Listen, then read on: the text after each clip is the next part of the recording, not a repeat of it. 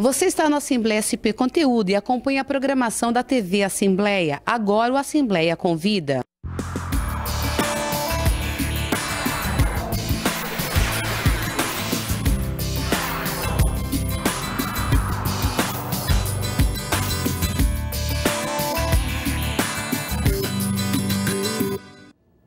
Este é o Assembleia Convida e o deputado Marcos Martins, do PT, trouxe para o estúdio da TV Alesp 2 convidados para falar sobre a falta de água na região metropolitana de São Paulo. Chico Brito, prefeito de Embu das Artes e hoje presidente do Comitê da Bacia do Alto Tietê. Do outro lado, Edson Aparecido da Silva, que é sociólogo e coordenador da Frente Nacional pelo Saneamento Ambiental. Muito obrigado pela presença dos senhores.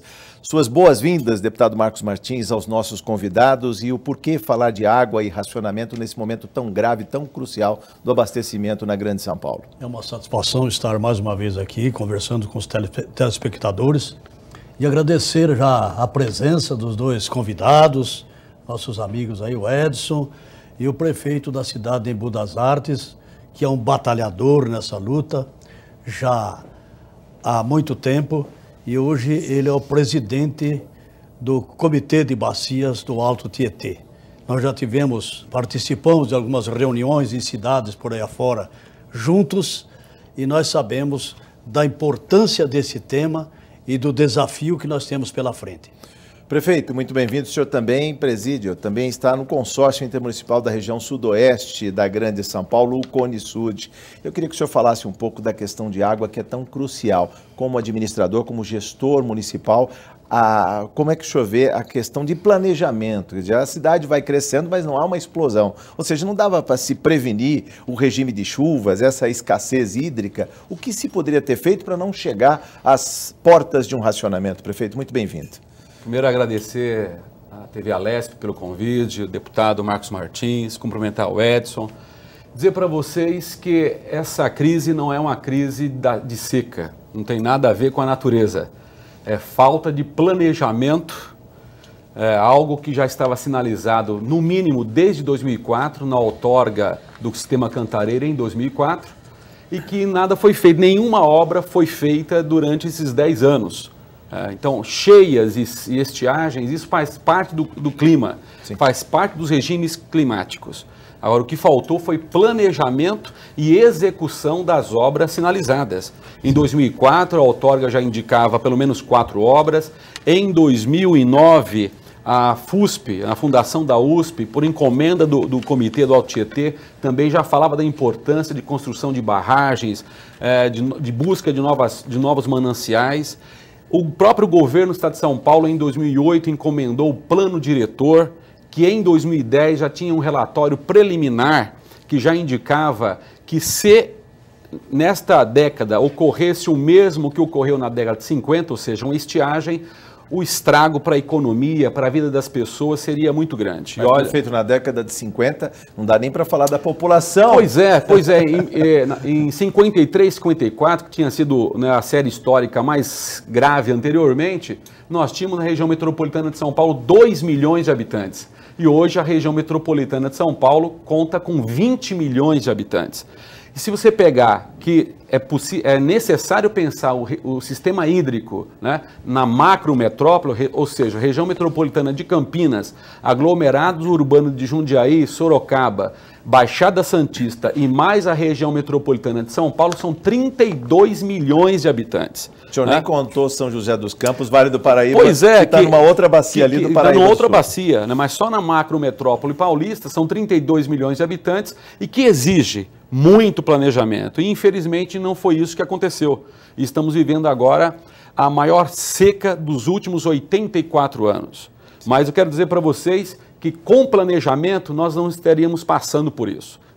Para dar um parâmetro para, né, quem está nos vendo, a cidade de Nova York tem 3 vezes mais água reservada do que consome. Nós não temos, o nosso banco de águas, ele é irrisório, ou seja, nós não temos reserva de água para suportar um momento de estiagem como esse. Então, como gestor público, né, eu lamento muito, né, o povo da região metropolitana de São Paulo e Campinas está passando por um momento como esse por falta de planejamento do governo estadual. Planejamento, Edson Silva, seria a pedra de toque dessa discussão?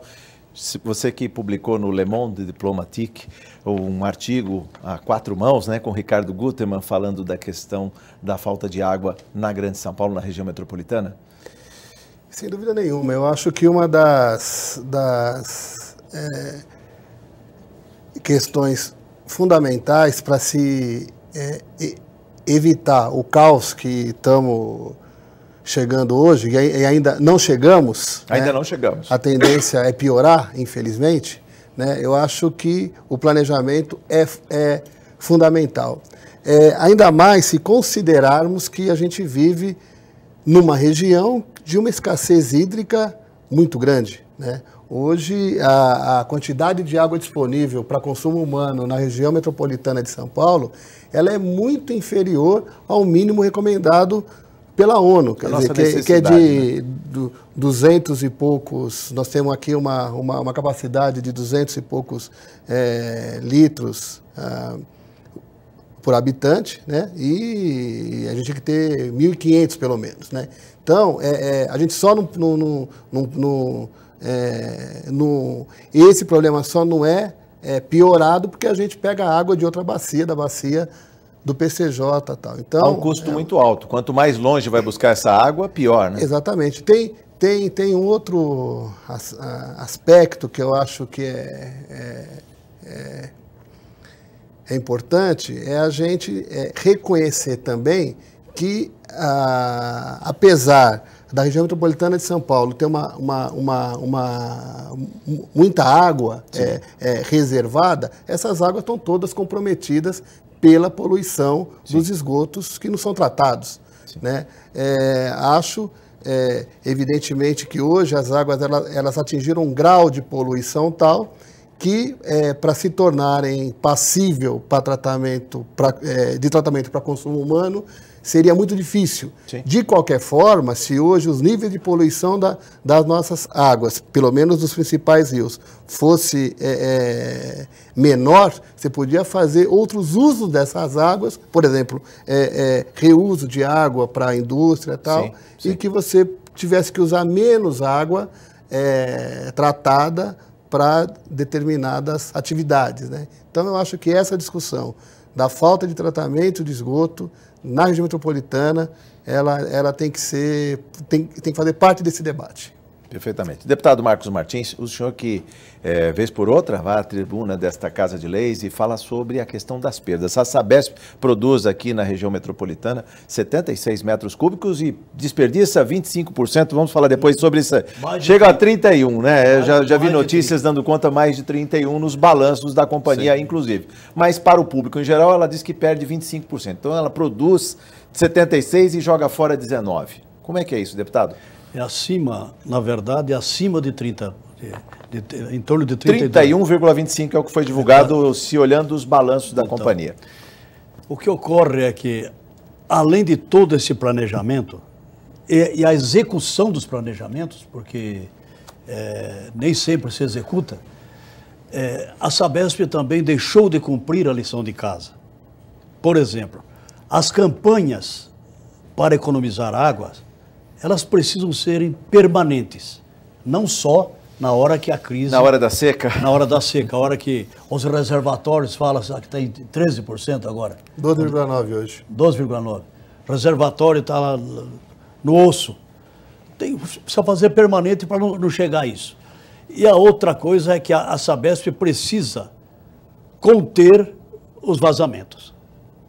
As campanhas, as ações de combates a vazamento precisam ser eficazes. E não tem sido. Trocar a rede, inclusive? Trocar a rede, inclusive, sim, porque nós temos uma grande parte da rede já estão velhas com tempo de vida útil vencido. Sim. Permanentemente vazamentos. As várias prefeituras fazem recapeamento asfáltico e, de repente, no dia seguinte já tem um vazamento. Aí estoura todo o pavimento, sim, faz o serviço mal feito e depois deixa o serviço inacabado, afunda e vive permanentemente esse problema. Então precisaria trocar a rede que está comprometida, porque ficaria mais barato do que a manutenção, que acaba fazendo várias vezes. Sim. e aproveitar para trocar a rede que tem amianto. Nós estamos já há muitos anos nessa luta de combate ao amianto.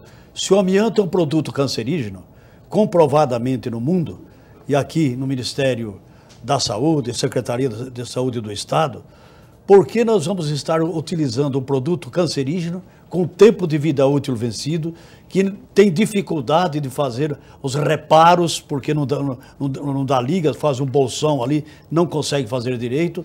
Por que não troca? Por que não trocaram ainda? Uma vez que o ex-presidente da Sabesp, quando esteve aqui na Assembleia, nós cobramos isso, ele disse que iam trocar. E eles trocam um pedacinho só de segmento em segmento, onde arrebenta. Só onde arrebenta.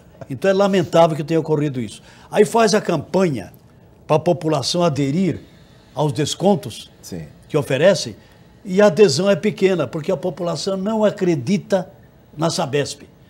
Não acredita nessas campanhas porque ela não cumpre a lição de casa. O prefeito chegou a falar 45%, é isso, prefeito? De adesão na campanha? Foi o senhor que falou sobre adesão a essa campanha de economia de água? Não, os dados da própria Sabesp mostra aí 45% de adesão. Como presidente do comitê, eu considero uma adesão razoável, né? A população, ela responde quando ela é provocada. É provocada. Sim. Agora, o que não pode ser? E nós do comitê aprovamos uma moção nessa linha que o deputado Marcos Martins está colocando, que a bonificação, uma campanha de uso racional seja permanente e não apenas no momento de crise. Se como resultado, em média, está economizando 6 metros cúbicos por segundo... O que é muito pouco. Perto do que se perde, só a perda física. Mas deixa eu te falar, perto do que se perde é pouco, mas o que isso representa de economia é muita coisa. É o que aumentou no sistema Alto Tietê. Para você ter uma ideia, para captar 4,7 metros cúbicos por segundo do sistema São Lourenço, que era da minha região, é uma obra de 2,2 bilhões. Uma PPP. Uma PPP. Num programa de bonificação, você teve uma resposta da população. Agora, tem que ter um trabalho, um programa de educação ambiental, uma conscientização do uso racional da população, dos empresários, do poder público em geral, permanente. Então, nós defendemos que a campanha ela seja permanente, porque uma campanha não só de bonificação, mas de uso racional. As pessoas encararem o recurso hídrico como um bem difuso, ou seja, um bem de todos. E se o bem é de todos, não podemos fazer o que nós queremos com esse bem. Muito pelo contrário, por ser de todos, todos nós temos a obrigação de zelar por este bem. Prefeito Chico Brito, mesmo com toda a campanha veiculada na mídia pedindo a economia de água, alguns consumidores aumentaram o consumo. Esse aspecto que você está colocando, eu faço questão de fazer uma observação. Não é possível jogar para a população a culpa pelo aumento do consumo.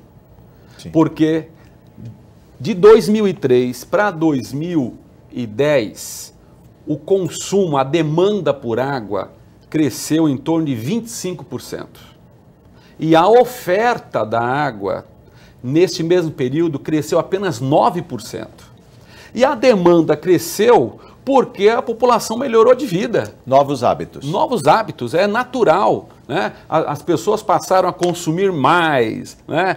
Passaram a ter um novo padrão de vida, é natural que qualquer bem ele teve aumento, e a água não seria diferente. E comparar o consumo de água no Brasil com França e Alemanha é uma comparação injusta, culturalmente injusta. Porque você pega na Europa, o inverno é rigoroso 4, 5, 6 meses. Sim. As pessoas diminuem muito o banho. Nós vivemos num país de clima tropical. Né? Então, fazer essa comparação, né, que na Alemanha e na França o cidadão consome menos água, é lógico que ele consome menos água, porque a demanda dele também é menor. Sim. Num país como o nosso, clima tropical, as pessoas tomam 2, 3 banhos por dia. Fora isso, o hábito. Agora, tem essa questão do uso não racional não tem a ver com classe social, que é também uma outra armadilha que se tenta colocar que o morador da periferia ele desperdiça água. Sim. Os dados da própria Sabesp têm mostrado que os moradores dos bairros de alto padrão é que têm usado muito mais água. Sim. Tá certo? Então, sem juízo de valor.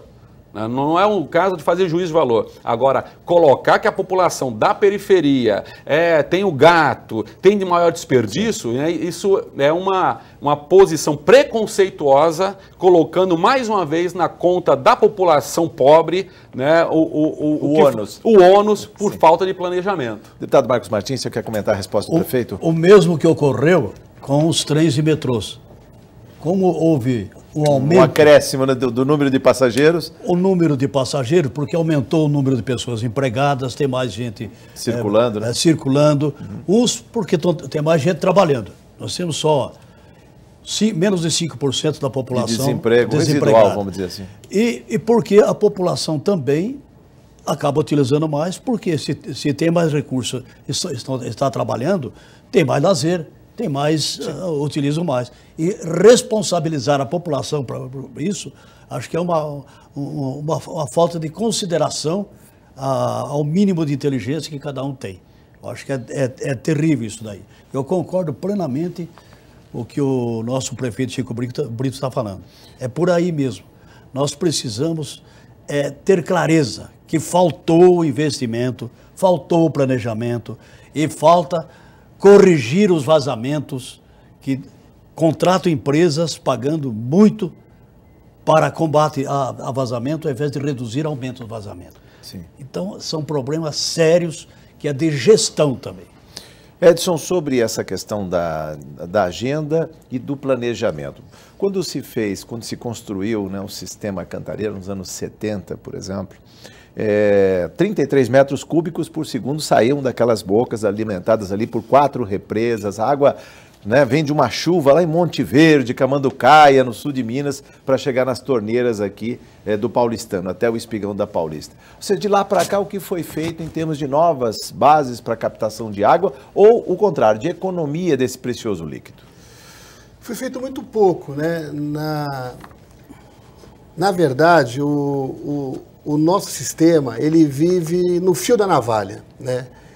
Se você olhar o EARIMA do sistema São Lourenço, que o prefeito Chico Brito disse aqui, ele já apontava no EARIMA que em 2010 a Sabesp já estava, isso só para ficar em 2010, já estava operando abaixo da sua demanda. O seu sistema ele estava operando abaixo do que era consumido. Necessário, exatamente. Ou seja, a produção e o consumo já estava, digamos, tirando. De alguma maneira da reservação. Só não faltava água por 2 motivos. Primeiro porque chovia, então São Pedro ajudava, e também porque os sistemas, eles sempre operaram acima da sua capacidade nominal, ou seja, forçando a barra, para usar uma linguagem popular, né? Então, então na primeira crise séria que veio de falta de chuva, combinada com a alta temperatura, aconteceu o que está acontecendo. Mas a gente não agora, vivenciou isso também em 2004? Ou seja, ali a população já não aprendeu a fechar a torneira, não lavar carro com mangueira, já não havia ali o disparo, olha, vai faltar água um dia, é melhor economizar hoje? Eu acho que tem que insistir nessas campanhas de redução do consumo, independente de você ter água disponível ou não por causa disso. Sim. Porque você não... Porque assim, a população adere às campanhas, como bem disse o Chico Brito, mas o dia que volta a chuva, que a normalidade torna... Ninguém mais fala disso. Os velhos hábitos voltam. Esse é o problema. Por isso que as campanhas têm que ser campanhas... permanentes. Acho... Mas em 2004, Jorge, quando teve o racionamento, vamos dizer assim, a gente já estava, o sistema estava com 20% da sua capacidade. Hoje nós estamos com 12,9% e oficialmente não se fala em racionamento. né? Rodízio sem racionamento ainda não. Infelizmente, o que a gente tem detectado é que em determinadas regiões da cidade, né, e em alguns municípios da região, né, você já está tendo racionamento, né? Falta, na minha opinião, o governo assumir que está tendo que fazer o que eles chamam de controle da demanda para vaca não ir para o brejo de vez, né? Então, eu acho que duas coisas. Eu acho que essa campanha pela redução do consumo tinha que ser iniciada muito antes. Dezembro, talvez. Novembro, em dezembro, né? Dois, eu acho que o bônus de 30% para quem economizasse 20% da água deveria ser estendido para toda a região e não metropolitana, só e não só... Que de início era só o Cantareira. Eu queria arriscar um palpite para botar uma pimenta nesse nosso debate aqui. Eu acho que a Sabesp, ela vive uma dualidade entre ser uma empresa de negócio, sim, que tem que prestar conta para os seus acionistas. Os dividendos. Pagando dividendos superiores a 1 bilhão aí, né? E ser uma empresa pública que tem que atender os interesses da população. Então, sobre eu esse acho capítulo, que essa eu queria é uma questão, ouvir o presidente do Comitê de Bacia. Essa é uma questão o prefeito crucial. Prefeito, sobre isso, uma empresa que vive essa dualidade, é uma empresa que presta um serviço público essencial e, por outro lado, ela tem que distribuir dividendos, seja para o Tesouro Paulista, seja para os acionistas, e ela repassa dividendos, ela lucra. Quer dizer, mesmo uma empresa que não tem água, cujo o insumo básico dela é água, não está chovendo e ela ainda está distribuindo lucro. Acho que tem dois aspectos nesse seu questionamento, Jorge, que é importante a gente esclarecer. Primeiro, que o problema não é ela ser uma empresa mista. Acho que não é esse o problema. O problema é ela não cumprir o papel social. Ela tem uma concessão para explorar um bem difuso, que é a água, né? Então, o interesse público tem que estar acima do interesse privado. Sim. Então, aqui o debate não é se é privatizar, estatizar, acho que não é esse o debate. A questão é, ela tem que cumprir um papel social, a função social. Acho que essa é a dimensão. Agora, é lógico que hoje ela está mais a serviço, né, dos acionistas do que dos cidadãos da região metropolitana de São Paulo, né? E por que eu estou dizendo isso? Por um lado, deu a bonificação. Por outro lado, ela cortou os investimentos. Como que corta o investimento? Quando mais precisa dele. Quando mais você precisa. Né? Aí eu quero entrar, para a gente avançar no nosso debate, né, nas alternativas apontadas pelo próprio plano diretor de aproveitamento dos recursos hídricos, né, que aponta, e isso desde 2004 já tínhamos obras, por exemplo, a outorga do Sistema Cantareira de 2004 faz um apontamento no artigo 16. Diminuir a dependência da bacia do PCJ em relação ao Sistema Cantareira e diminuir a dependência da região metropolitana de São Paulo em relação ao Cantareira, né? O Sistema Cantareira, ele tem que ser tratado como reserva estratégica. Sim. E não como o reservatório da região metropolitana para o dia a dia e o reservatório para o PCJ do dia a dia, né? Se você tivesse a barragem Pedreira e Ponte Nova, e Duas Pontes, quer dizer, lá na região, na Macro Campinas, você teria a reservação para o PCJ. Hoje, eles pegam água a fio d'água no rio. O rio secou, diminuiu a sua capacidade de captação de água. Então, fundamental a construção dessas duas barragens para garantir água para o PCJ. Então, fazendo isso, diminui a sua dependência ao Cantareira. No caso da região metropolitana de São Paulo, tem algumas alternativas que eu quero falar de duas. O senhor vai falar sobre isso no próximo bloco, nosso primeiro Maravilha. bloco.